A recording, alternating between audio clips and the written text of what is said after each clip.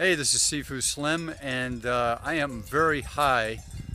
I am up in the National Forest near Berchtesgaden, Hitler's retreat, and I'm about to get run over by a truck here. Oh, huge rocks in the back of that truck. That would not have been a good thing to have gotten hit by. Anyway, today's message is about intuition. So you would think that if you opened up a small wound on your foot and you went hiking a few days later, you would want to cover that wound and put some shoes on. But today, what I did is I didn't do that.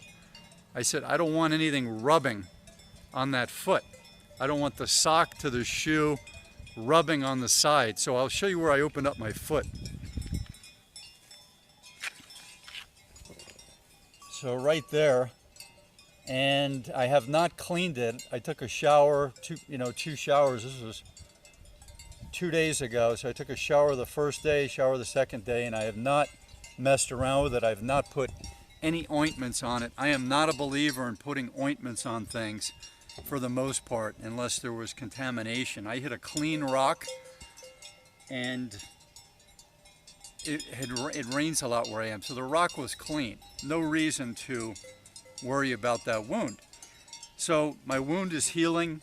I believe in keeping wounds dry.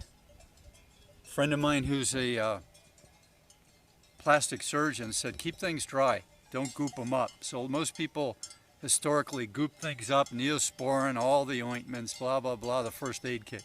You don't need the first aid kit for things like this.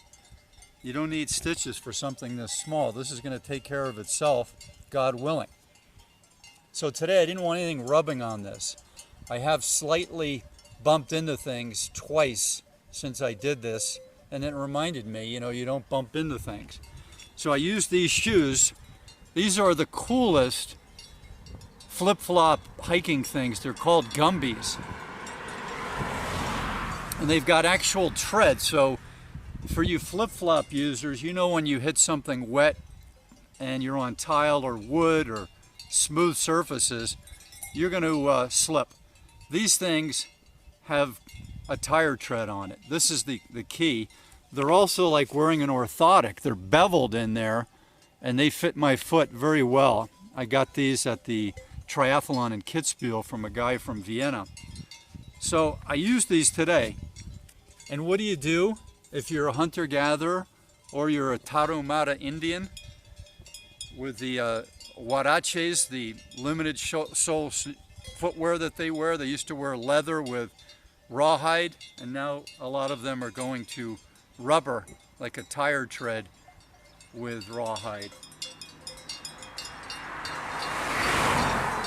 I know I'm in a dangerous place. So those people, they run on rockier terrain than what I was on today. By far rockier terrain. And they know what they're doing. It's called using your eyes. You use your eyes and your brain, and you have to watch every step. When you're hiking, you should watch every step also. So that's the deal for using your intuition. It worked for me. No dirt in the wound. I was hiking for 3 hours up, pretty challenging terrain in the Austrian Alps.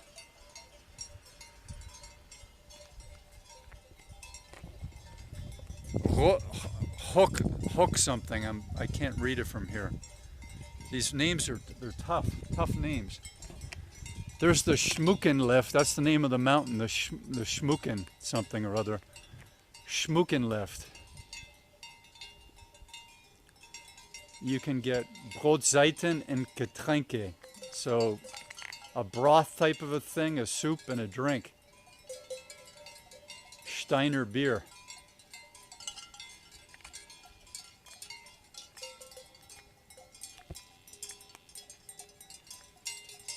So most of these cows have bells on their necks. That's so for the uninformed, when they wander away, they make a racket so the farmer can find them very easily. So they're the cows chewing their cud. They've got 4 stomachs. So they do all kinds of grazing on this field, and then they have a set, and they upchuck that from one of their stomachs back up to their mouth, and then they rechew it, and then it goes back down again, and they process that. I have to read how much protein is in grass, because it's an amazing thing to me that you can put all that protein and fat onto a large animal or any animal by eating grass and weeds. Grass and weeds. Pretty amazing stuff. Dicua. What a rotten deal. They've got flies on them, and that's, you know, you figure the flies are going to figure it out. They're going to get swatted off, but they just keep fighting for what they get. Salt from the sweat. The pain in the neck being a cow with those flies all over you. Same thing with horses, sheep, any animal having to deal with flies 24 hours a day. What a pain in the neck. You don't want a cow's life with the flies. I would like a cow's life for the eating and cruising around and not having to go to an office. But the flies, what a big pain in the butt. They're fliegen. Anyway, so wish these cows well. And we will talk to you from the next town we go to, which I'm sure will not have a mountain called Shmucken.